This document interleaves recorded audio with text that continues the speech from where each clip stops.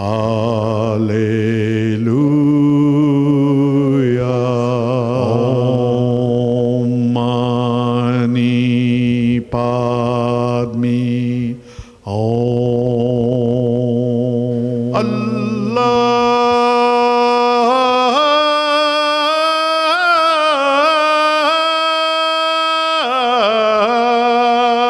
Satnam.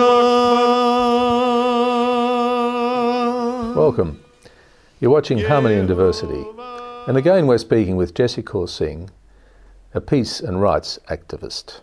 And in our past conversation we were talking about interfaith and the different levels. And Jessiee, I'd like to ask you, how do you involve in interfaith and bringing the two, or the various faiths into relationship?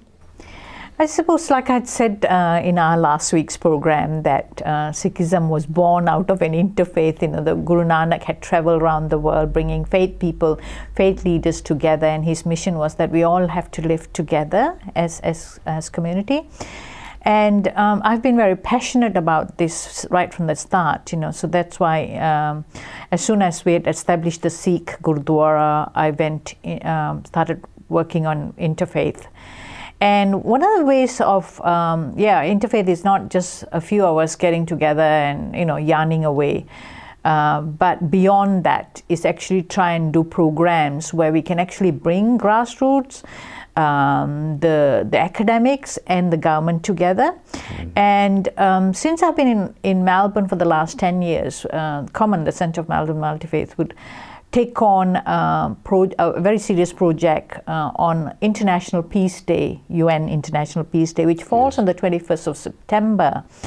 And every year we've brought community together, even our generations together. We've had a program where we brought the youth and the elders together, so there was something happening for the children, something happening for the young people, and we would choose a topic, and the topic would be care of the land, sharing of wisdom, and there's been various topics of it. This year we've taken on the topic of the wisdom of marriage. As we know, what the world is going through right now is the breakdown of relationships, which is causing so much of trauma to children, causing trauma within the family, and the whole breakdown of society. So we've Common has taken on wisdom of marriage, and we are holding a program this year at the Orthodox Jewish Church, Jewish synagogue. Yes. Now, something that has never happened. I think all that hard work over the years have been paying off, and this realization of every religion now that we have to work with the others. We are not the only ones. And we're very blessed in Australia, especially in Melbourne, where we have become a multicultural, multi-faith society, and we really are blessed to really respect one another. And the Orthodox synagogue has opened their doors for us to have an interfaith panel discussion on the sharing of wisdom of marriage within their faiths. And on that, it happens to fall on a Saturday, so we'll actually be doing it in the evening and experience a Sabbath and Sukkot, which is their environmental day, so their ceremonies, and then after that we'd have a panel, and perhaps it's the first in history in the world, because we close our doors of all our prayer houses. We don't let anybody else enter, and this is opening up the door to say, look, come, let's pray together, let's eat together, and let's actually dialogue together. And I've got the program that is open for anybody and everybody to come to. Unfortunately, there's only about 100 seats that we can't take a lot of people because there's not a lot of space, but you have to book with us. And this is all not for profit. This is yes. No, yes. It's all free, and we will also serve food. Being a Sikh, I couldn't have an event without serving food. So, and for the last 10 years, we've always been able to serve food, simple but yet wholesome food. At the beginning, we are very fortunate this year. We've got a little bit of grant from the Victorian Multicultural Commission, and the government has given us to do that, so we'll be able to cater some food. But normally we've turned to the Sikhs, and they've always provided us with food for that day. Yeah. Yes, this issue of food is a very interesting one, and it does bring people together, and often it's the hospitality of some of the first peoples and some of the Middle Eastern peoples as well. Their hospitality is very deep, and it's the sharing of the food which makes it so, isn't it? And that's so with all religions. I mean, really, hospitality was. We were talking of the missionaries or the monastic living. It was all hospitality. Really, to be godly is to be treating everybody as your own, and you share whatever you have. And hospitality is a big one with us Sikhs. To be a Sikh, I have to first open my door and share what I have. That's just living my religion. Yes. Yes. And that hospitality, from a Sikh point of view, also extends to a tolerance or an acceptance. Yes. Rather than tolerance of the spiritual perspective of each person. Yes, that's so. And I remember my trip to the Vatican. I think I was telling you about last week, and I talked about how there were two issues. One is the human rights issue and our right to wear a turban and keep our hair long if that's what our religion is asking us to do so. And the other one was about the whole world. The poverty that. There is no reason why anybody needs to be hungry, have no bed to sleep in. We have enough, the whole planet, we have enough. It's just that we need to share. And as Sikhs, we are very fortunate that even now, or if you go to Sikh Gurdwaras, we have food there, and most times you can even, if there's nowhere to sleep, you can always go and sleep there. And I asked the Vatican to do that among the churches, because there's churches all over the world, and so if every church has that hospitality as part of their prayer, we will overcome so many issues that has as is a challenge in this planet, And they laughed at me, and I said, of course, it got to start with the big areas, like the Vatican itself. And they laughed. They said to me, we have about 50,000 people that come through. And I said, if you go to the Golden Temple in Amritsar in India, we have about 60,000 people that come through a day, and we have a kitchen there 24/7. Yes. And then on weekends, sometimes we have 120,000 people that will come. So the time is here again, Jessiee. Yeah, sorry. We'll be back in a moment.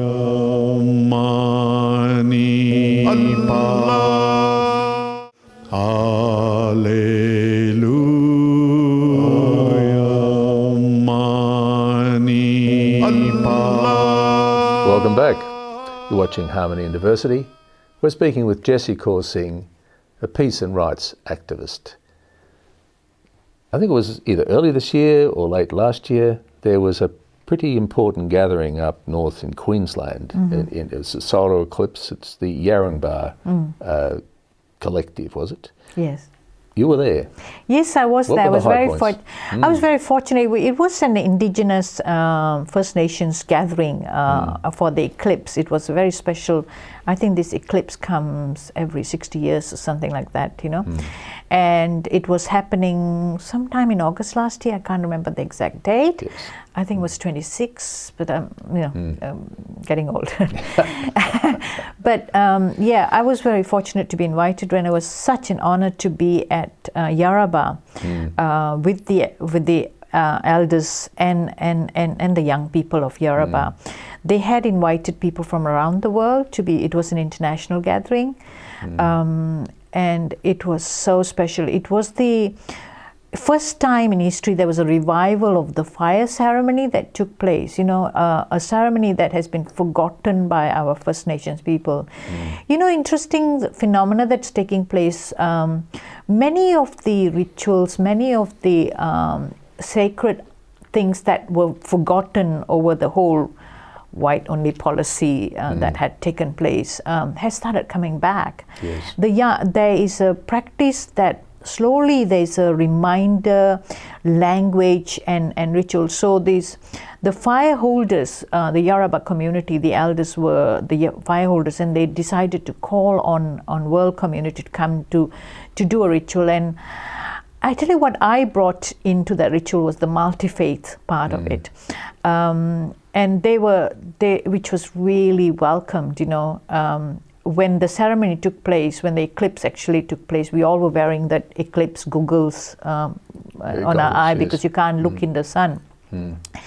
And when they did that ceremony, they turned to me and I finished off by singing the multi-chant, acknowledging all the different religions. You can't acknowledge every religion, but the few that we normally do. And I'm sure you hear Daya Singh's multi-chant in most of your programs. It's the opening theme for our program. And I did. It was an acknowledgement that this land is now not just the land of our original habitants, but the land of all nations. So I sang the 6 or 7 different chants that I knew. And wow, it was just phenomenal. It was, and Uncle Reg, unfortunately, who's been the president of Common, who has been the active Aboriginal person. He was the first person to become the president of an interfaith organization. Unfortunately, become very ill. But his wife, Auntie Walder, who is actually my vice president of the Women's Interfaith Network, and Rachel Shield had gone from here. And we were able to play a role in bringing further harmony. We had lots of conversations on the role of Indigenous community and how we could all live in harmony. There were quite a few representatives from overseas groups, weren't there? What sort of range was that? They had somebody from Europe. They had a couple of people from Europe, a few different nations in Europe, and there was the Native Americans, a couple of people from there. Then there was a Mexican representative there. And what I was able to, because I've been part of many international interfaith organizations as well as forums around the world, I was able to connect with many different organizations, especially the First Nations, and I brought messages from many countries, including Cambodia, Philippines, and we were able to sponsor Philippines, an elder from a young elder from Philippines to actually attend that. And I'm hoping and praying that we can do this more often.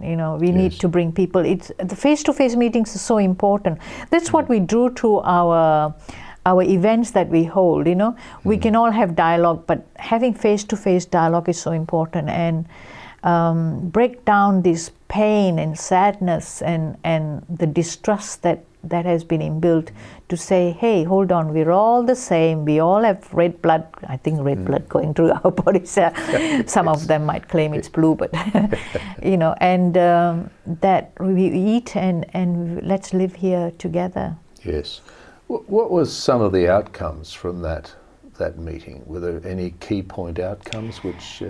Yes, there was. Firstly, it was an empowerment to our elders, and that revival of the fire ceremony, for them to suddenly feel, yes, we got something which is harmoniously can be practiced.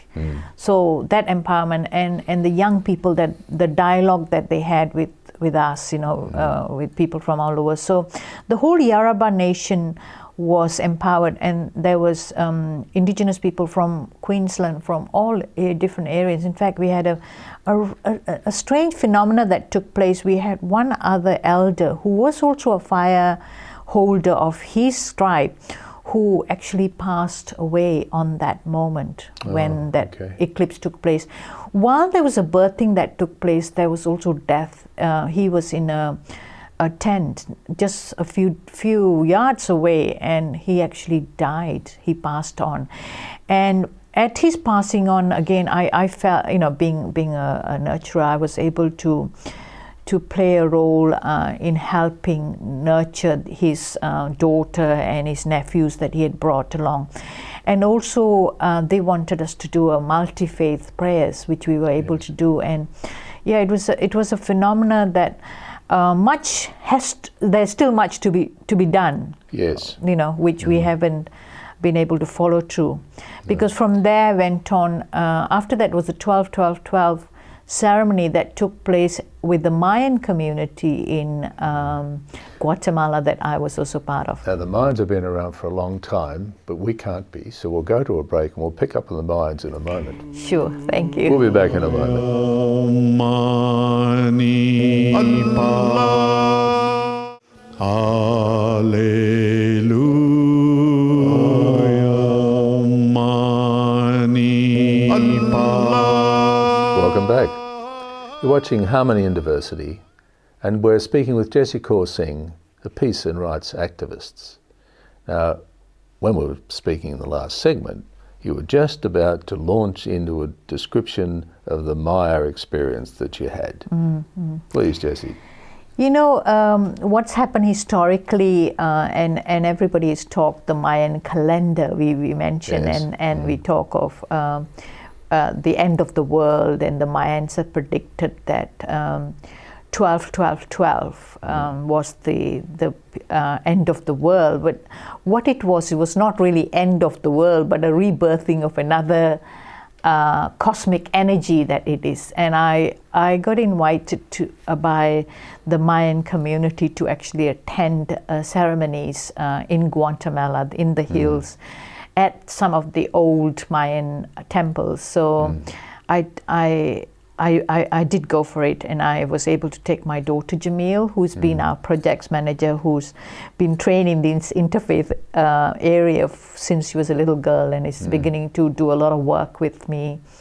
And we had an amazing gatherings most of the people that were there were, again, indigenous communities or the First Nations from north and south. And the Mayans talked of 12-12-12, the coming together of the north and the south. Okay. And what we brought was the remembrance that the east and west exist too, and we need to come together. So, we played a big role. I think, firstly, representing not just the Sikhs, but the interfaith community or the faith communities of the world, and everybody, because as you know, all our organizations, we say, common, the Centre of Melbourne, Multi-Faith and Others Network, so we're inclusive of every leaf, every atom that there is, you know, we don't discriminate again. So we were able to bring this from the rest of the planet.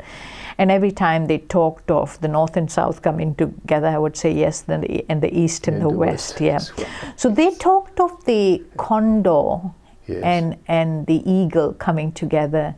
Okay. And then I reminded them that there was eagles in the east too. In fact, if you look at Indonesia, their symbol, the Garuda, which is, you know, the airlines, Garuda is an eagle. So that eagle of the east has to also come and meet the big eagle, or the condor, if you want to call, of the south.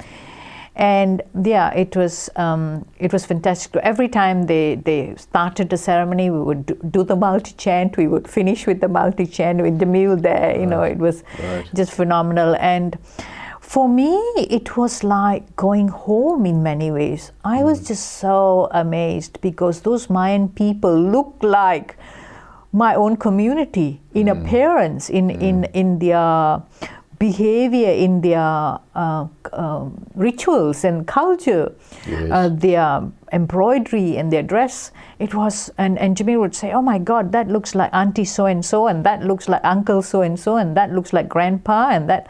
So it was, maybe I almost felt as if, why me, out of all the people, you know, of all the people in the planet that had ended up, that maybe we were the lost family, you know, that had come home on that day. So it was very spiritually there on the 12-12 day, on the 12-12-12 morning.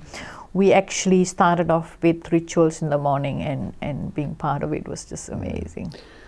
It's just picking up on that sort of sense of commonality with the eclipse and with this experience. Yes. Did you experience that commonality across the board? Oh, very much so. It was really interesting, because we had just come from the Yoruba gathering. And Uncle Reg, I'll talk about him, he actually passed on the 12-12-12 morning. You know, when I had right. told my because when the invitation came, it was just not for me, but for the Aboriginal people from here, and they'd asked me if I could bring in. I'd spoken to Uncle Reg, and he wanted to come, but unfortunately he had taken ill. So when I told them that he had cancer and he was really on the deathbed, and they said, "Look, bring his picture, and we will do healing ceremonies," you know. And we were sitting there that morning, starting ceremony, and they asked me to put his picture on the altar, and the picture fell. Yes. And I got up from my seat, and I went and I lifted the picture again, and then there was this wind that blew, you know. It was like, I don't know where this wind was, and the picture fell again. So it was telling me to let go. Yes. And sure enough, minutes later, Jamil taps on me, and she says she's just got a text saying that Uncle Reg has passed on. Yes. So there was that connection there.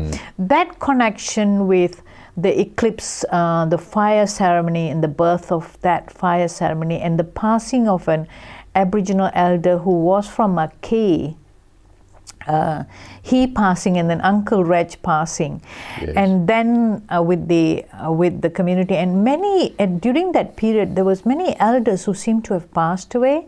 So it was like getting rid, I think that's a horrible word for me to say, you know, getting rid, you know, it's actually of passing on of old spirit to new spirit, the birth. So that whole concept of the Mayans, you know, or that the world will come to an end, has been so misunderstood. Yes. And it was about a phase in the history of mankind, which was coming to an end. And sure enough, since then we've had so many things happen. Some you could say negative, but there are many, many positive things that are happening with what's happening in the world. I mean, look at Egypt. Yes. And look at our own politics here in Australia. You know, I feel, there's something beautiful happening. There is something beautiful happening. I think something powerful happening in the Aboriginal community with, for example, NTV, the television channel. Isn't that just... there seems to be an emergence of a consciousness, of an awareness, of a unity of being an Aboriginal, which has in the past escaped. So that eclipse, you know, that whole birthing of the whole new energy that took place in Europe, and then one of the things that we did talk about at that gathering was about media and how equity, you know, of beings, you know. I talked about how every Aboriginal child should be on a scholarship. We shouldn't say, oh, he's on the dole. He should be on a scholarship, just like the football, you know, interns get. Yes, because their culture, that dancing has to be revived, because that's what makes them, and it should be, you know. When you dance, Jessiee, you dance to time. Yeah, we're out of time. There's so much to Now, share. Yeah, there is so much, and we'll continue next week if you will. Just referring back to the gathering of the wisdom of marriage that we addressed earlier, you can get more details by Googling Common or by contacting us through our website www.harmonyindiversity.net. Thank you very much for watching, and we'll be back next week with more of a conversation on these fascinating subjects with Jessiee Kaur Singh. Baha'u'llah,